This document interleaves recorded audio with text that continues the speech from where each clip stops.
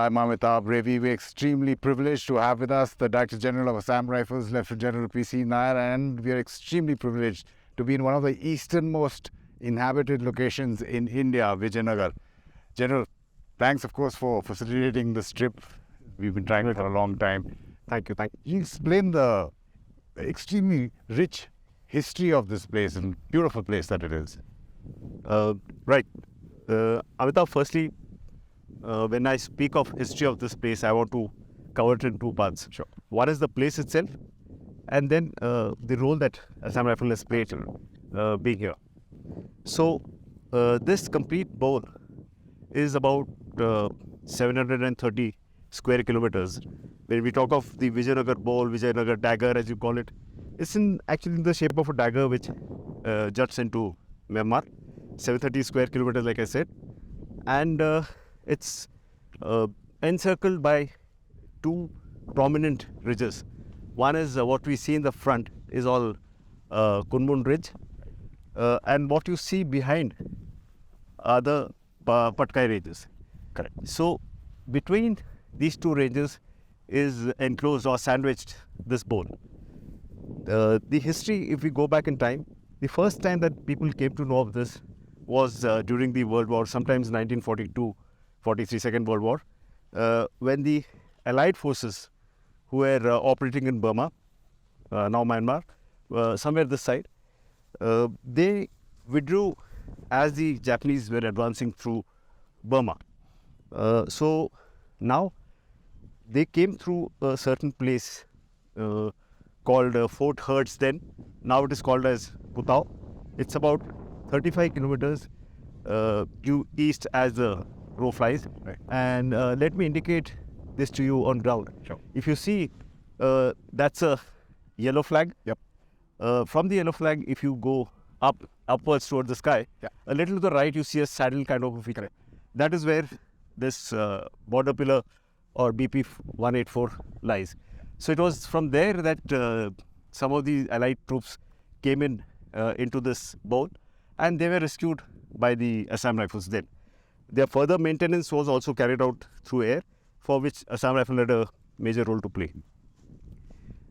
Two other places I shall show, but before that, let's come back to history. Mm-hmm. Thereafter, this area came into prominence only in the early 50s, and as we graduated towards the 60s, and specifically the 1962 Indo-China War. Now, in this, it is not that the 1962 war happened all of a sudden. There were certain overtures that were being made to the Chinese, the increase in the troop deployment, their statements were becoming very hostile. So that is when we realized that this is a particular part of the territory or country which we need to have a physical presence on, because this place is strategically very important. So that is insofar as the history goes. Just picking up from the last point, General, that you're saying is strategically very important. Now explain that to a lay viewer. Okay. Why this 730 square kilometers is very important is from this you get an approach to the southern banks of Brahmaputra. What that means is from here you would head straight to Dibrugarh, Jorhat and onwards to Guwahati. There is absolutely no need of crossing the Brahmaputra. So just imagine a scene where you have troops deployed along the northern borders, along the high reaches of Arunachal, but what right behind on the southern bank if somebody just comes in. So there lies the significance of this. Why it was not occupied was because of the remoteness. As we flew in, you saw how dense the jungles were. You have adequate shots of that to show it to your viewers. So when we talk of hostile terrain, it will not be understood till the time they actually see this. Once you give these shots, I'm sure they'll understand. So let's go back in time. That's when we decided to come here. This complete area was like that. It was all covered by forests, and that is when we decided to come here. So that is the strategic importance of this. Any other passes that you would like to point out the significance of? Yeah, there are two important passes here. One is the Chaukan Pass, and the other is the Hampungan Pass. If I can indicate this to you on ground, if you look straight ahead, you have this Kanat, line of Kanat, and then you have a blue board that has been put, ahead of which you have a pink flag on the tree. Somewhere in line with this, 47 kilometers from here, aerial distance, is where the Chaukan Pass lies. The other pass I wish to indicate is, again, let's look behind. If you see, there's this red flag on the left, straight ahead, ahead of this viewpoint, this red flag which you see.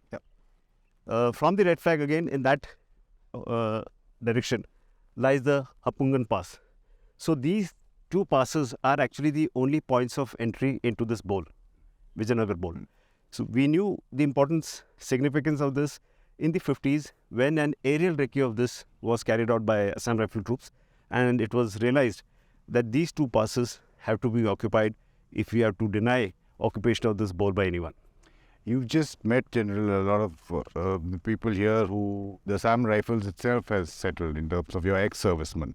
Now, since you've already established the significance of the area, now could you explain the significance of establishing people or inhabiting the place as well? Okay. Interestingly, Amitabh, I'm glad you asked this question. The first inhabitants who came here were not us. It were the Lishus or Yubins, as they call. And they came in here from this general area of Putao, which I told you. They would come here intermittently for hunting. There were exotic animals here. And what they would look forward to most were the musk deers. They were in plenty here. So the first settlement of Yubins happened somewhere in this direction where we have Gandhigram, the village called Gandhigram, which is about roughly 20 kilometers from here. So that is when the first settlement of Lishus or the Yubins, they came in somewhere late 40s, early 50s. So they were the first settlers. So I spoke of the aerial recce that Assam Rifle carried out in the early 50s. Now that is when we saw this dwelling, these hutments of Lishus, and we realized, yes, there is somebody here. And that is also when we realized we need to have our people also here. Understood.